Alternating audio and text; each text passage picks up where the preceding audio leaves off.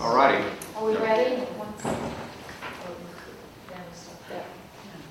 Okay, well, thank you everybody. Just a reminder, we are streaming this live on the internet.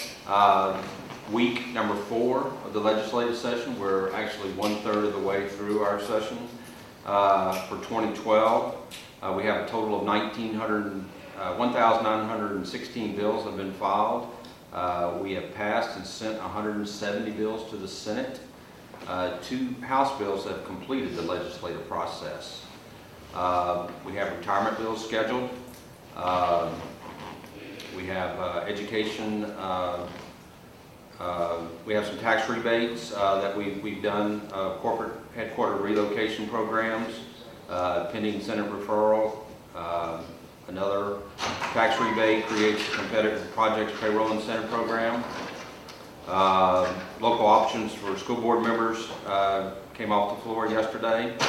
It'll appear on the November 8th ballot if it makes it all the way through the process. House Bill 100 by John Bell Edwards yesterday was heard in House Education Committee to delay the teacher evaluation, or Act 54, that was involuntarily deferred in committee. Term limits for statewide officials was held yesterday on the floor. It held 49. The sheriff's automatic pay raise, Senate Bill 97, has been assigned to House Judiciary. I'm sure it'll be heard in a couple of weeks. The appropriations bill is on track. I think we'll go try to get it to the out of committee, Jessica, out of committee and to the House floor sometime at the beginning of May. And we still have some other top issues, pension reform we're dealing with. We'll take up the legacy lawsuit issue, which is going to be very time consuming, and then of course the $800 to $900 million budget shortfall we'll deal with. Next week we'll come in at 4 o'clock on Monday. No committees Monday. Tuesday and Wednesday we'll come in at 2, and Thursday we'll come in at 9. And I'll be happy to answer any questions. Chuck, it seems like some of the steam has gone out of the sales for pension reform. Is it some Well, I think backburner issue? I think there's been a lot of time consumed on the education reform. I don't think necessarily the steam has gone out of the pension reform. I still think there's still the energy there to do something with pension. Whether it's at the level or whether we do what we did at what was proposed at the beginning of the session is another question.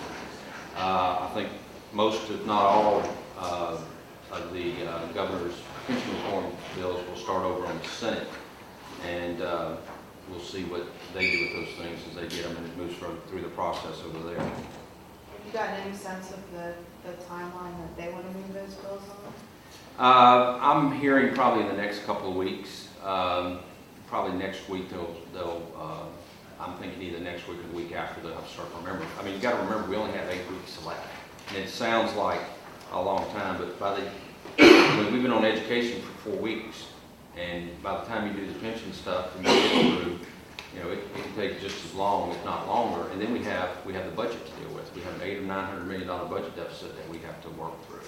So, Is that prison sale bill is up in appropriations next week? Are you expecting a lot of opposition for that? I'm sure there will be a lot of opposition similar to last year. What kind of feedback are you getting from House members about whether they supported last year to even get out of committee? Yeah, I think the dynamics of the bill has changed some, and I know there's some representatives that are concerned in the area, and the administration's meeting with the representatives from that area and trying to address some of those concerns. Before the budget bill moves out of appropriations, I would assume there would be a revenue estimating conference meeting? Yes, there will be. Dr. Richardson, I don't know if you know, he's had a bypass. And so he's, we need He's him the there. chairman, right? Yeah, he's the chairman, so we need him there. But we will have a REC before the budget is passed out. But so are you anticipating that REC would meet in early May? Yes. Is Dr. Richardson on Yes. track for that? Yes, I think so. That shouldn't be a problem. And if we have to do it by phone or some other means, we can do that. Yes, I sent her earlier, I had a bill about possibly phone, doing something Yes, with phone. Is yes. that addressing Dr. Rivers? Yes. Just, is there still the fervor by the administration to want to do pension reform, or are they satisfied now that they've got what they can get out of it? Oh, no, they're still on track to do pension reform. I think the question is what do we do with it and how do we do it? And you know, I know what the proposals are, but it's like anything. It's, you go back to the education package. The education package has taken a lot of changes as it moves through the process. And I think they're trying to work through some of the pension reform possibly before it even gets started. And you know, work to massage some of the issues in there. Did you take a look at the report done for the auditor's office? That question. Yeah, you know, I'm not an attorney, and Jessica in my office and a couple other people, and we're still looking at it, but we think there's a lot of holes in it. In the report. Yeah. Who asked? Did anybody ask the auditor to hire somebody to look at that issue? I can't speak for the auditor. I don't think anybody asked. I assume that he did it on his own, but I can't speak for him. You'd have to ask Daryl.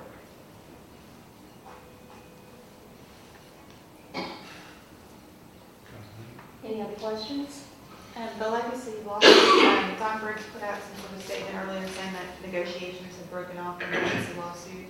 Bill had, and that Scott Angel was going to go forward with his own proposal. Do you know what the I haven't heard that. The last I heard, they were still working through it, and that was probably, today's Thursday, that was probably Monday that I heard that. So I haven't had an update from Scott or Don or anybody else about what the status of the legacy lawsuit issues are at this point. Do you think that I mean, atmosphere where is? there's 40-something bills filed dealing with the legacy issue, so. It's a couple dozen. So I think probably the next couple of weeks, those bills will start moving, so. Do you think that there have been complaints about the tone of the session and the stress of the session because of the education bills? Do you think any of that will lighten up now? Oh, absolutely. I think you've heard from John Bell Edwards this morning, you heard from Sam Jones, you heard from many of the members of the opposition that, you know, why, and I think they respect the democracy we live in, they respect the process, and they respect what's happened. They have a great amount of respect for Chairman Carter, and they've said it on the floor several times, that they know this is part of the process, they know the democracy, and the legislation has passed, and it's headed to the governor's office, and I think they respect that. And they're ready to move on, because they know we have other issues. They know we have to deal with pension reform. They know we have the legacy issues. They know we have the budget shortfall, and there's, you know, we have 1,900 bills filed.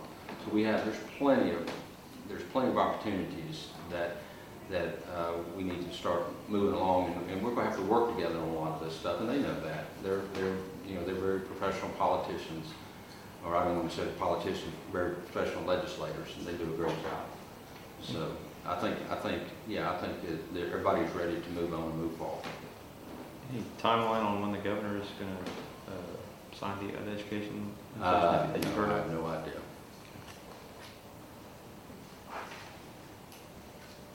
Okay, Thanks, thank y'all. Jeff. All right, thank y'all very much. Thanks. Y'all have a great evening. Have a nice evening. Thank you.